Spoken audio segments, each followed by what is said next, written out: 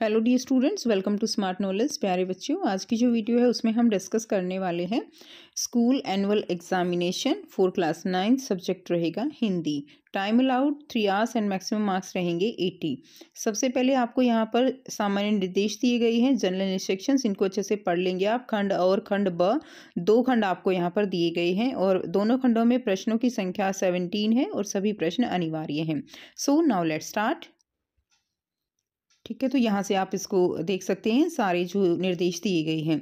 इसके अलावा बाकी सभी सब्जेक्ट के जो पेपर हैं वो आपको प्लेलिस्ट में मिल जाएंगे। वीडियो के एंड स्क्रीन पर एंड में आपको एक प्लेलिस्ट का लिंक मिलेगा, वहाँ पर आप सभी सब्जेक्ट के पेपर जो है वो देख सकते हो। इवन जो प्रैक्टिस पेपर हैं वो भी उसमें दिए गए हैं और आप अपनी तैयारी बहुत अच्छे से कर सकते हो। अब इसमें देखिए, खंड अ दिया गया है बहुविकल्पी प्रश्न। प्रश्न 1 है, निम्नलिखित गद्यांश को ध्यानपूर्वक पढ़कर उस पर आधारित दिए गए प्रश्नों के सर्वाधिक उपयुक्त उत्तर वाले विकल्प चुनकर लिखिए। तो इसमें इसको आप एक बार अच्छे से पढ़ लेंगे। जब कार्ल सेगन की मशहूर श्रृंखला कॉस्मोस भारत में दिखाई गई, तब कार्यक्रम प्रसारक की विनती पर प्रसिद्ध भारतीय भौतिकीय वैज्ञानिक डॉक्टर जयंत विष्णु नर्लिकर ने हर कड़ी के आरंभ में उस दिन के कार्यक्रम का सारांश जो है वो हिंदी में सुनाया। महज 5 मिनट के इस आख्यान के बारे में उन्हें अनेक श्रोताओं से प्रतिक्रिया मिली कि आपकी प्रस्तावना के बदौलत हमें कार्यक्रम समझने में सुविधा हुई। तत्पश्चात डॉक्टर नर्लिकर ने 17 कड़ियों का एक कार्यक्रम ब्रह्मांड नाम से बनाया, जो हिंदी में था और दूरदर्शन पर दिखाया गया और उन्हें असंख्य श्रोताओं ने अनुकूल प्रतिक्रिया मिली। दूसरा अनुभव रहा the astronomical society of India का की राष्ट्रीय सभा का, जो 1981 में गोरखपुर में आयोजित की गई थी। डॉक्टर नार्लिकर को इसमें एक सार्वजनिक व्याख्यान देने के लिए आमंत्रित किया गया था। सोसाइटी की प्रथा के अनुसार यह व्याख्यान अंग्रेजी भाषा में होने वाला था, पर जब इस व्याख्यान का समय आया, लेक्चर हॉल श्रोताओं से ठसाठस भर गया था। उसे लक्ष्य कर व्याख्यान के आयोजकों ने उनसे विनती की कि यह सब श्रोता अधिकांश हिंदी भाषी हैं, यदि आप हिंदी में बोले तो श्रोताओं को यह बहुत रोचक लगेगा। इससे पहले उन्होंने कभी भी हिंदी में 1 घंटे का भाषण नहीं दिया था, न ही वे हिंदी बोलने का अभ्यास करके आए थे। फिर भी उन्होंने यह निवेदन स्वीकार किया और डॉक्टर नार्लिकर कहते हैं कि जब उन्होंने उसकी शुरुआत की, देवियों और सज्जनों, तब तालियों की गड़गड़ाहट हुई जो आज भी उनके कानों में गूंज रही है। भारतीय भाषाओं के प्रति डॉक्टर नार्लिकर का प्रेम इतना गहरा है कि उन्होंने विज्ञान को लोकप्रिय बनाने के लिए अंग्रेजी, हिंदी, मराठी में अनेक पुस्तकें लिखी हैं। ठीक है, तो अब हम क्वेश्चन करेंगे, डॉक्टर नार्लिकर ने किस कार्यक्रम के सारांश हिंदी में सुनाया था? तो उन्होंने किस कार्यक्रम का सारांश जो है वो हिंदी में सुनाया? तो इसका आंसर डी रहेगा, कॉस्मोस श्रृंखला का। ठीक है, नेक्स्ट देखिए, हिंदी प्रस्तावना के कारण दर्शकों के लिए कार्यक्रम को समझना डैश हुआ, तो क्या रहा उनके लिए? सरल हुआ।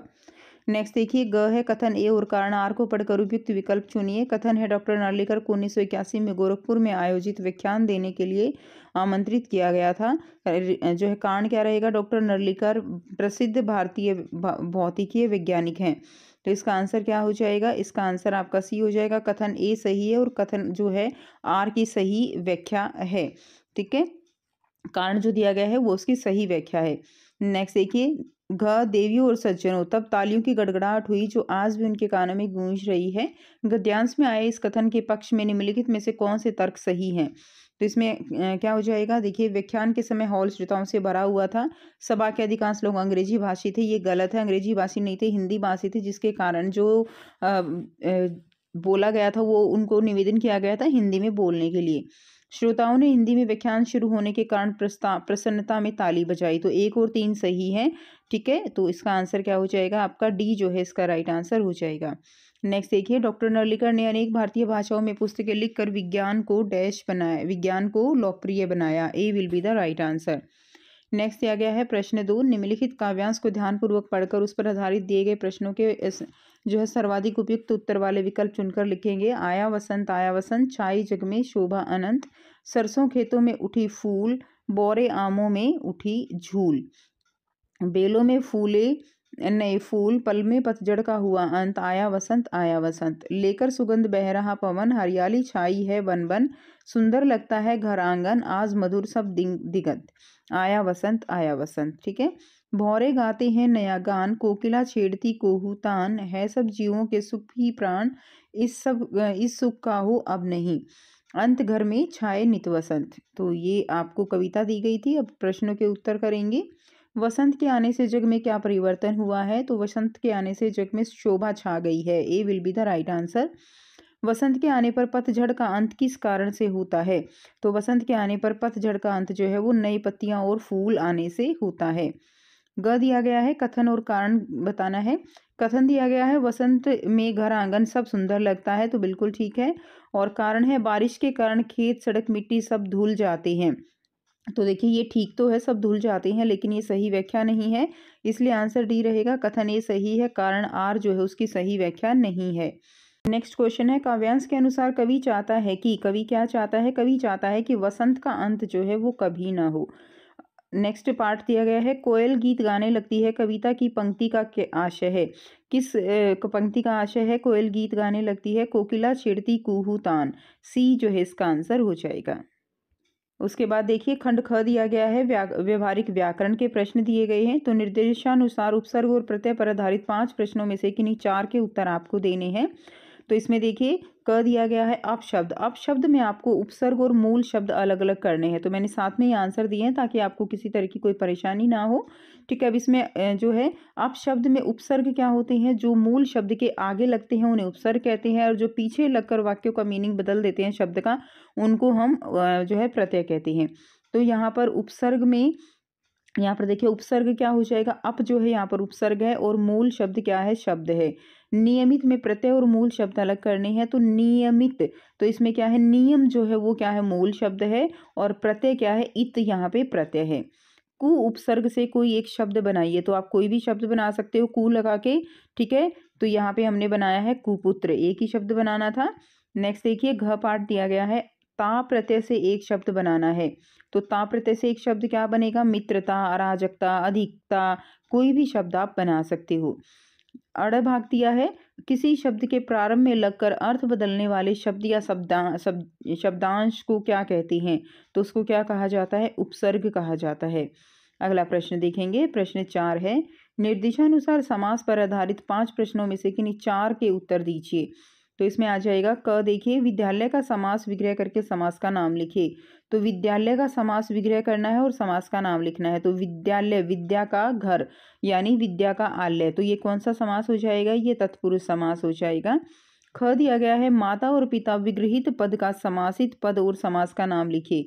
तो माता और पिता, तो इसको हम विग्रहित पद कैसे लिखेंगे? इस तरह से, और ये समास कौन सा होगा? द्वंद्व समास हो जाएगा।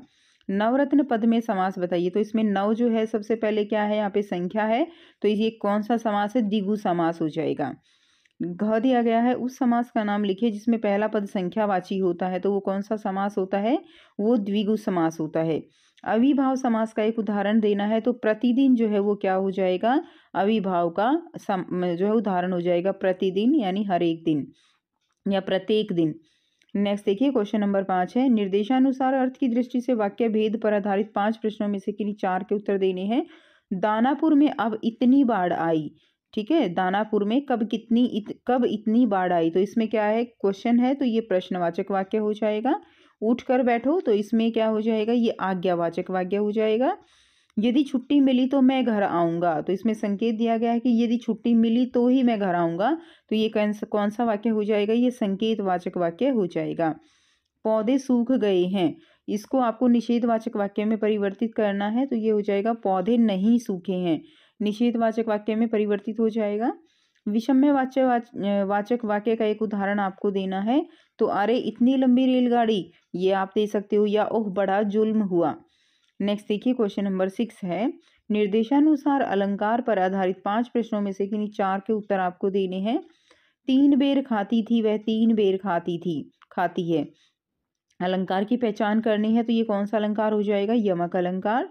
ख दिया गया है, मायरी व मुख की मुस्कानी, अलंकार की पहचान करिए, तो ये कौन सा अलंकार है? ये अनुप्रास अलंकार रहेगा। ठीक है, नेक्स्ट है, मंगन को देख पट देत बार बार, तो इस अलंकार, ये कौन सा अलंकार है? मंगन को देख पट देत बार बार, तो ये श्लेष अलंकार है। नेक्स्ट देखिए अगला है घ, अनुप्रास अलंकार का एक उदाहरण देना है, तो अनुप्रास अलंकार का उदाहरण हो जाएगा, चारू चंद्र की चंचल किरणें खेल रही हैं जल थल में।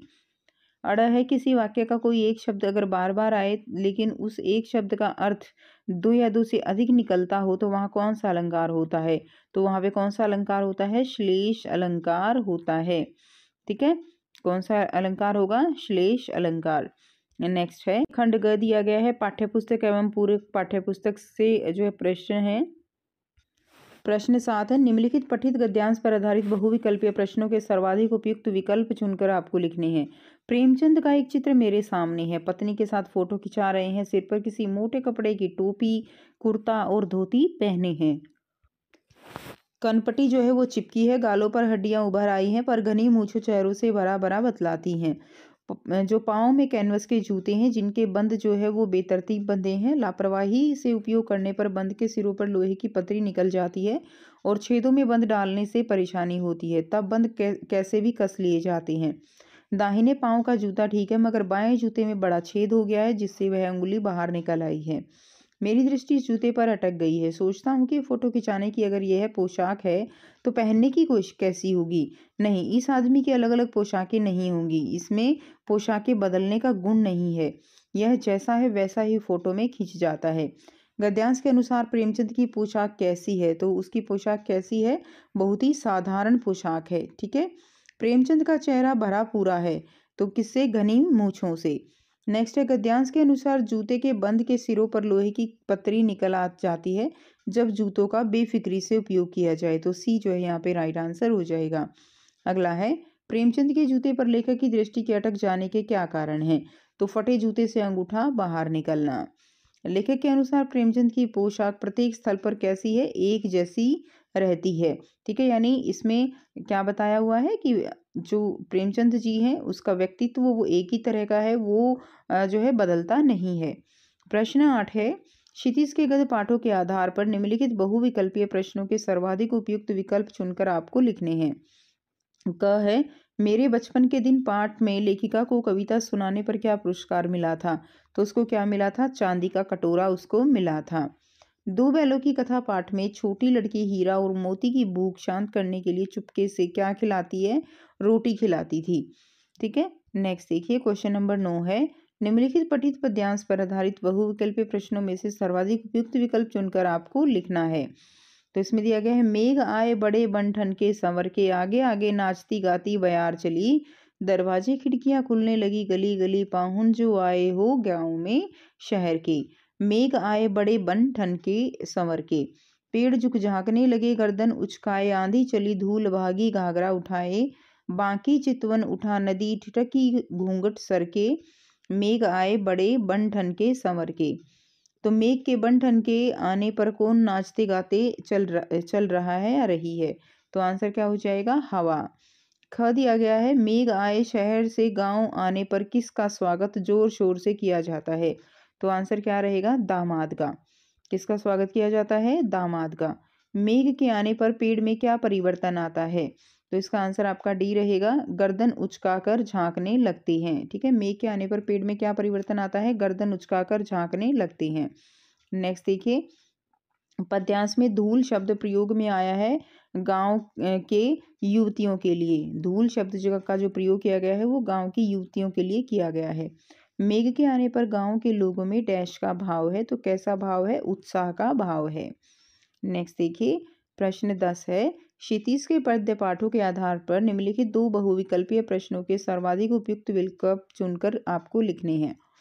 कवित्री ललत के अनुसार ज्ञानी व्यक्ति की क्या पहचान है, तो इसका आंसर क्या हो जाएगा, बी, वह स्वयं को जानता है। ख दिया गया है कैदी और कोकिला कविता में कोयल की स्वतंत्रता देख कवि को डैश होती है, तो कवि को क्या होती है, ईर्ष्या होती है। खंड ब में वर्णात्मक प्रश्न दिए गए हैं। गद्य पाठों के आधार पर निम्नलिखित 4 प्रश्नों में से किन्हीं 3 प्रश्नों के उत्तर लगभग आपको 25 से 30 शब्दों में लिखने हैं। तो क दिया गया है उस समय के तिब्बत की यात्रा अनेक कठिनाइयों से भरी होती थी, लेखक का उदाहरण देकर स्पष्ट कीजिए। तो इसका आंसर रहेगा उस समय तिब्बत की यात्रा अत्यंत कठिन थी, वहाँ का उबड़ खाबड़ रास्ता, हथियारों का लाठी डंडे की तरह प्रयोग, बर्फीली हवाएं, खराब मौसम और ऊंचे पर्वतों से गुजरना बेहद चुनौतीपूर्ण था। लेखक को अपनी यात्रा के दौरान बर्फीले तूफान और भोजन पानी की कमी का सामना करना पड़ा था, जिससे यह यात्रा खतरनाक बन गई थी।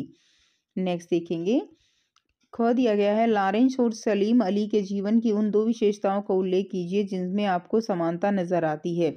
तो दोनों में क्या समानता थी, लॉरेंस और सलीम अली, तो दोनों ही प्रकृति प्रेमी थे, दोनों ही व्यक्तित्व में प्रकृति के प्रति गहरा प्रेम था। अनुसंधान और संरक्षण दोनों ने जीव जंतुओं के अध्ययन और संरक्षण में महत्वपूर्ण योगदान दिया। अगला क्वेश्चन रहेगा, लोग समाज में अपनी प्रतिष्ठा दिखाने के लिए कई बार हास्यास्पद कार्य भी करने लग जाते हैं। उपभोक्तावाद की संस्कृति पाठ से उदाहरण देकर समझाइए। तो लोग जो है उपभोक्तावाद की संस्कृति पाठ में उल्लेख है कि लोग अपने समाज में प्रतिष्ठा दिखाने के लिए महंगे सामान खरीदते हैं, चाहे उसकी कोई आवश्यकता न हो।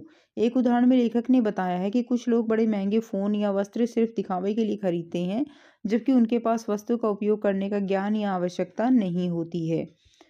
नेक्स्ट देखिए, अगला क्वेश्चन है, मौलवी की व्यवस्था होने के बावजूद लेखिका उर्दू फारसी क्यों नहीं सीख पाई? मेरे बचपन के दिन पाठ के आधार पर आपको लिखना है। तो आंसर क्या रहेगा? मेरे बचपन के दिन पाठ के अनुसार मौलवी की व्यवस्था के बावजूद लेखिका उर्दू फारसी नहीं सीख पाई, क्योंकि उन्हें पाठ्यक्रम उबाऊ लगता था। साथ ही उनके आसपास का वातावरण पढ़ाई के अनुकूल नहीं था, जिसकी वजह से उसकी रुचि समाप्त हो गई। नेक्स्ट है क्वेश्चन नंबर 12 है, पद पाठों के आधार पर निम्नलिखित 4 प्रश्नों में से किन्हीं 3 प्रश्नों के उत्तर लगभग आपको 25 से 30 शब्दों में लिखने हैं। देखिए, क दिया गया है, आपके विचार से कबीर ने ज्ञान के आगमन की तुलना हवा से न करके आंधी से क्यों की होगी? तो आंसर क्या रहेगा? कबीर ने ज्ञान के आगमन की तुलना आंधी से इसलिए की क्योंकि जैसे आंधी आने पर सब कुछ बदल जाता है, वैसे ही सच्चे ज्ञान के आने पर व्यक्ति के मन और जीवन में बड़े परिवर्तन आते हैं। अगला क्वेश्चन, पराधीन भारत की जेलों में दी जाने वाली किन्हीं 2 यातनाओं का उल्लेख कीजिए जिनका वर्णन कैदी और कोकिला कविता में मिलता है। तो आंसर रहेगा, कैदियों को अंधेरी और गंदी कोठरियों में रखा जाता था, उन्हें भोजन की कमी और शारीरिक श्रम से अत्यधिक कष्ट दिया जाता था। नेक्स्ट देखिए, ग दिया गया है, ग्रामश्री कविता में वर्णित गांव प्रत्येक व्यक्ति के मन को आकर्षित कर लेता है, कैसे? तर्क सहित उत्तर लिखिए। तो ग्रामश्री कविता में जो है कैसे वो व्यक्ति के मन को आकर्षित कर लेता है? इस कविता में गांव की हरियाली, शांत वातावरण और स्वच्छंद जीवन का वर्णन किया गया है, जो किसी भी व्यक्ति के मन को आकर्षित कर सकता है। ये इसका राइट आंसर हो जाएगा। अगला क्वेश्चन देखते हैं, बच्चों के काम पर जाने से देश के विकास पर क्या प्रभाव पड़ सकता है? विचार करते हुए लिखिए। तो क्या प्रभाव पड़ेगा अगर बच्चे जो है काम पर जाएंगे? तो बच्चों के काम के जाने से शिक्षा का विकास रुक जाता है। इससे देश का भविष्य का निर्माण में क्या होती है? बाधा उत्पन्न होती है, क्योंकि अशिक्षित समाज जो है देश की प्रगति में कोई योगदान नहीं दे सकता है। नेक्स्ट देखिए, अगला क्वेश्चन दिया गया है, पूरक पाठ्यपुस्तक के पाठों पर आधारित निम्नलिखित 3 प्रश्नों में से किन्हीं 2 के उत्तर आपको 50 से 60 शब्दों में लिखने हैं। इसमें देखिए, क दिया गया है, उमा का व्यक्तित्व समाज के लिए एक आदर्श कहा जा सकता है अथवा नहीं? तर्क सहित उत्तर लिखिए। तो उमा का व्यक्तित्व जो हो समाज के लिए एक आदर्श है या नहीं? तो बिल्कुल है, उमा का व्यक्तित्व समाज के लिए आदर्श कहा जा सकता है, क्योंकि उसने हर परिस्थिति में धैर्य और समर्पण का परिचय दिया। अपने परिवार के लिए उसकी निष्ठा और कठिनाइयों का साहसपूर्वक सामना करना उसे प्रेरणा स्रोत बनाता है। ठीक है, उमा सामाजिक उत्तरदायित्व निभाने वाली एक नारी के रूप में सामने आती है, जो न केवल अपने परिवार के प्रति समर्पित है, बल्कि दूसरों के लिए आदर्श भी प्रस्तुत करती है। अगला क्वेश्चन देखेंगे, लेखिका की बहन रेणुका भारी बारिश के बावजूद अकेली पैदल स्कूल आना उनके व्यक्तित्व के किस विशेषता की ओर इशारा करता है? मेरे संग की औरतें पाठ के आधार पर विचार करते हुए ये आपको लिखना है। तो इसमें देखिए आंसर क्या रहेगा?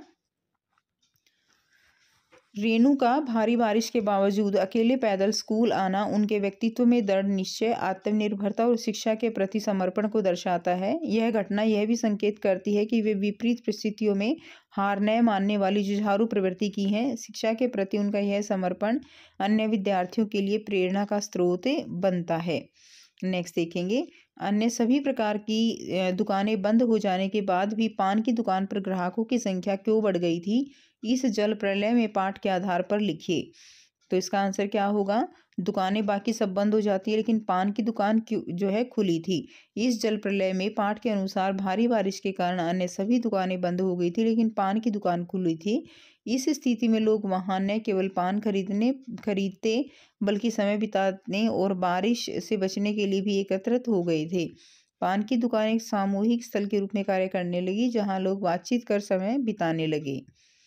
नेक्स्ट देखिए, 3 विषयों में से किसी एक विषय पर 100 शब्दों में अनुच्छेद लिखना है।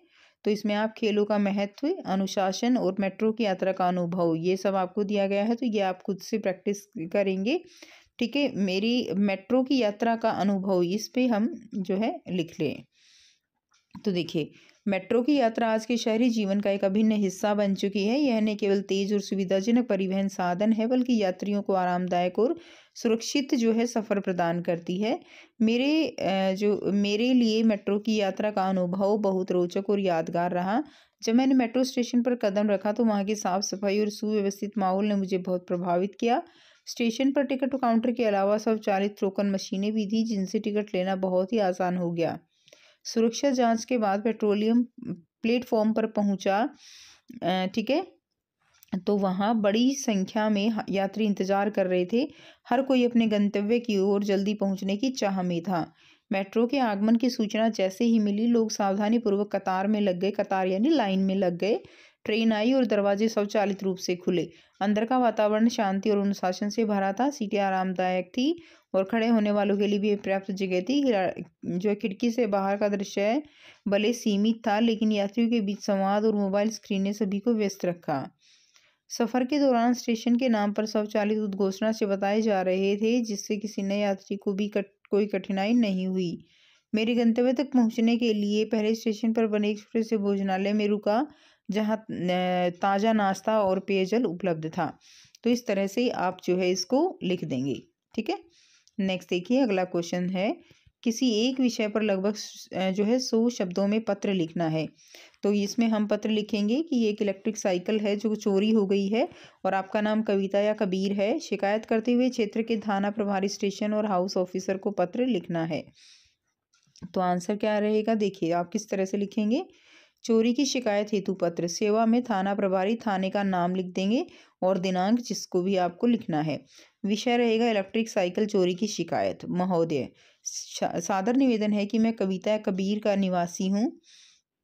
ठीक है, पता जो है आप लिख देंगे कहाँ से है।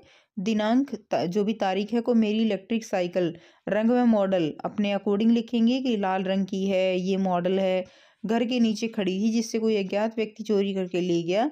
मैंने कई बार आसपास के क्षेत्र में पूछताछ की लेकिन कोई जानकारी नहीं मिली। कृपया इस घटना की शिकायत दर्ज करते हुए उचित कार्रवाई करें और मेरी साइकिल की चोरी को शीघ्र ही बरामद करने का कष्ट करें। आपकी आभारी रहूँगा। ठीक है, आपका आभारी रहूँगा, धन्यवाद। तो ये जो है आप लिख देंगे भवदीय जो है कबीर। क्लियर? तो इस तरह से आपको पत्र लिखना है। आपका मित्र राज्य स्तरीय मुक्केबाजी प्रतियोगिता में प्रथम आया है या आई है तो उसे बधाई देते हुए आपको एक पत्र और लिखना है। उसके बाद नेक्स्ट देखिए, परिश्रम करने से कठिन कार्य पूरे किए जा सकते हैं। उपयुक्त विषय पर 100 शब्दों में एक लघु कथा जो है वो आपको लिखनी है। अथवा में दिया गया है आपका नाम आबिदा या आरिफ है, आपके शिक्षा विद्यालय के वार्षिक उत्सव पर रीढ़ की हड्डी नामक नाटक प्रस्तुत करना चाहती हैं। प्राचार्य से अनुमति लेने हेतु 100 शब्दों में एक ईमेल आपको लिखनी है। इसमें तो आप ईमेल लिख सकते हो, इसमें आप लघु कथा लिखेंगे। तो देखिए,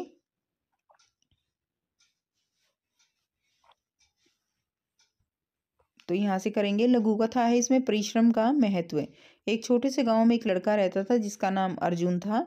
उसकी जमीन बंजर थी और वह लोग उसे नकारात्मक दृष्टि से देखते थे, लेकिन अर्जुन ने हार नहीं मानी। उसने अपने खेतों को फिर से उपजाऊ बनाने के लिए दिन रात मेहनत की। वह सुबह से शाम तक खेतों में काम करता, फिर कभी निराश नहीं हुआ। उसने अच्छी बीज बोई, पानी की सही व्यवस्था की और हर दिन मिट्टी को खाद दी। समय बीतने के साथ साथ उसकी मेहनत रंग लाई। जो है एक दिन उसका खेत हरा भरा और लहलाता हुआ दिखाई दिया। गांव वाले चौंक गए क्योंकि उन्होंने कभी यह नहीं सोचा था कि बंजर जमीन से इतना अच्छा उत्पादन हो सकता है। इस लघु कथा से हमें क्या शिक्षा मिलती है? हमें शिक्षा मिलती है कि अगर हम मेहनत करें तो कठिन से कठिन कार्य भी पूरे किए जा सकते हैं। अर्जुन की मेहनत ने यह सिद्ध कर दिया कि परिश्रम के आगे कोई भी कार्य असंभव नहीं है। ठीक है। उसके बाद नेक्स्ट देखिए, आपके विद्यालय में आयोजित पुस्तक मेले में के बारे में चर्चा करते हुए दो विद्यार्थियों के बीच 80 शब्दों का एक संवाद जो है वो आपको लिखना है। तो संवाद लिखना है। तो रीना, क्या तुमने विद्यालय के पुस्तक मेले का दौरा किया? सीमा, हाँ, मैंने वहाँ कई तरह की किताबें देखी, कुछ किताबें तो सचमुच बहुत दिलचस्प थी। रीना, मुझे भी वही विज्ञान और गणित की किताबें बहुत अच्छी लगी। सीमा कहती है, और मुझे तो कहानी और आत्मकथा की किताबें ज़्यादा पसंद आई, वहाँ का माहौल बहुत ही ज्ञानवर्धक था। रीना कहती है, हाँ, वहाँ पर विभिन्न विषयों की पुस्तकें थीं और हर उम्र के बच्चों के लिए कुछ ना कुछ था। सीमा, बिल्कुल, और सबसे अच्छा हिस्सा यह था कि किताबों की कीमत भी बहुत अधिक उचित थी। मैं तो वहाँ से कुछ किताबें लेकर आई। रीना, वही पुस्तक मेले में जाना हमेशा लाभकारी होता है। ठीक है।